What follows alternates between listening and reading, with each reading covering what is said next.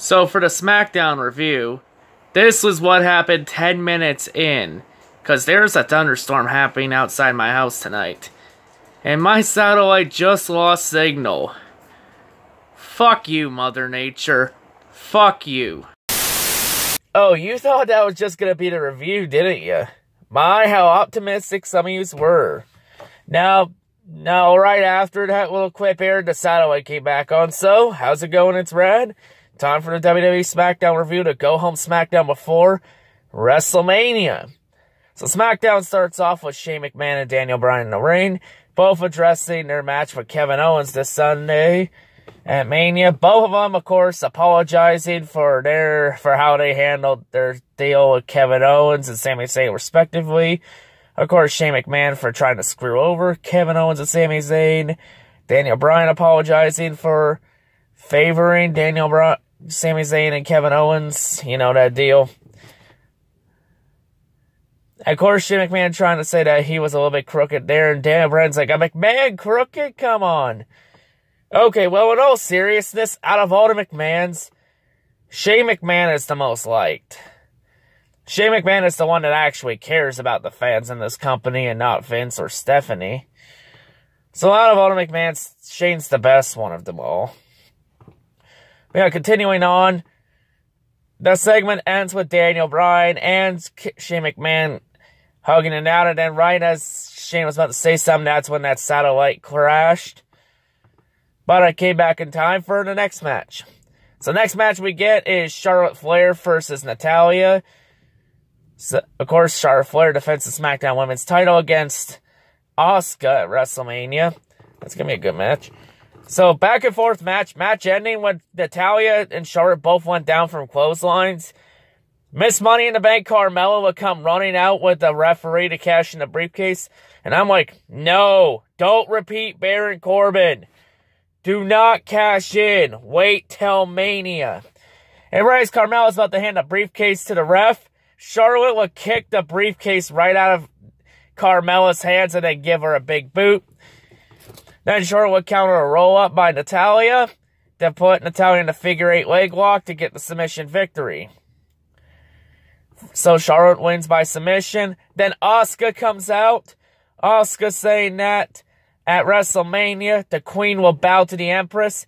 And right as she was about to say no one is ready for Asuka, Charlotte rips the microphone right out of her hand and says that she's ready for Asuka. But the question is Asuka ready for Charlotte? Like, oh, here we go. Next up, we get a one-on-one match.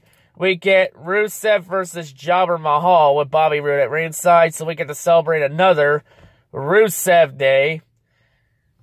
Of course, all three of those men will be fighting for Randy Orton's United States Championship at WrestleMania in a fatal four-way. Boring-ass match. Rusev started off pretty strong. Then Jinder Mahal had a shitty-ass offense for about 5 minutes. Until Rusev was able to get some more offense in. Match ending when Rusev was about to hit the Machka kick. Sunil Singh tried to get on the ring apron to cause a distraction, which Rusev would kick Sunil off the ring. Then Rusev would counter a Jinder Mahal move and hit the Machka kick on Jinder Mahal and get the 3 count for the win. So Rusev Day is victorious. After the match, though, Randy Orton would come in out of nowhere and hit an RKO.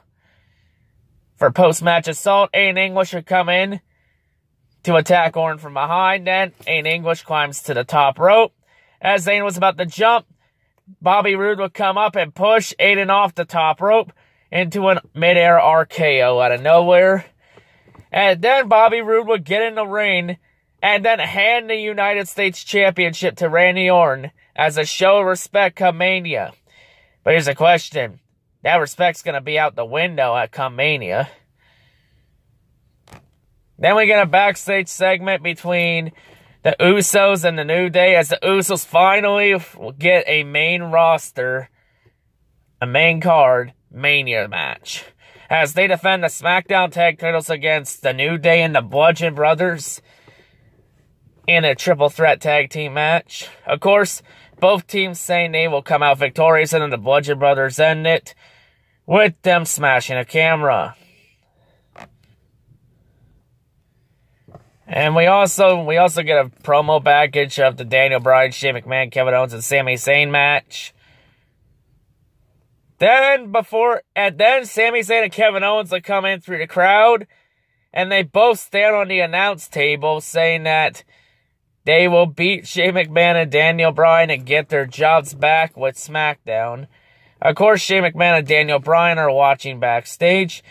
And right as Kevin Owens is about to make a big statement, his and Sami Zayn's mics get cut. And the both of them decide to leave. As they're going up to the crowd, Shane McMahon and Daniel Bryan both come out telling everyone bring out their phones. So intentionally breaking the rules because WWE has problems with you filming shows. Which is fucking stupid. I don't know why there's a fucking problem with that. But continuing on and staying on topic. And Shane said this will be a historic moment as this will be the last time we see Sami Zayn and Kevin Owens on SmackDown. And they ended off by saying the na-na-na, the goodbye song. You know, na-na-na-na, na-na-na-na, hey, goodbye. That song. And then Sami and Kevin leave the arena. We also get 2 interview segments with AJ Styles and Shinsuke Nakamura, as both of them announced their side of their matchup at Mania. The match that's going to be match tonight. The match that should be the Mania main event. But we can't have nice things like that, can we? But continuing on, we get to our main event. A tag team match. AJ Styles and Shinsuke Nakamura against Chad Gable and Shelton Benjamin.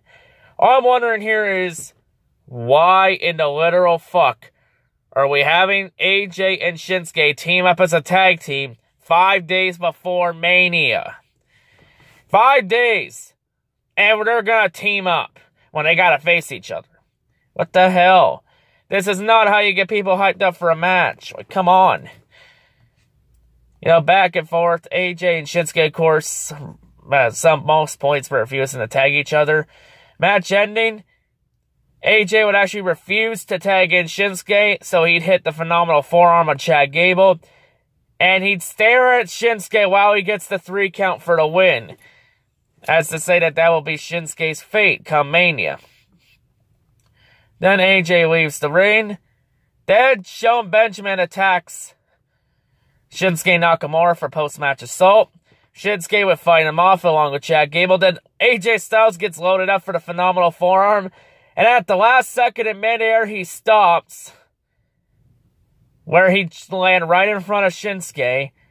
And then pat him on the head like a dog like Shinsuke did to AJ last week. And that's how he ends SmackDown. So, honestly, it was a pretty good episode for a go-home show. A lot better than Raw, that's for damn sure. 4 out of 10 is my SmackDown rating. It's a go-home show. So yeah, next up, WrestleMania 34. It's gonna suck ass. The only good matches are any of the ones involving the SmackDown superstars. Because after Raw last Monday, Raw's going in with no momentum. SmackDown has somewhat momentum. All I say is, Vince McMahon, please don't be a fucking idiot. Let Shinsuke and AJ wrestle to their max potential.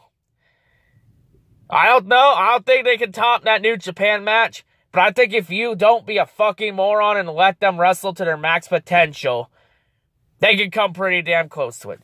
So please, Vince, please let them wrestle to their max potential.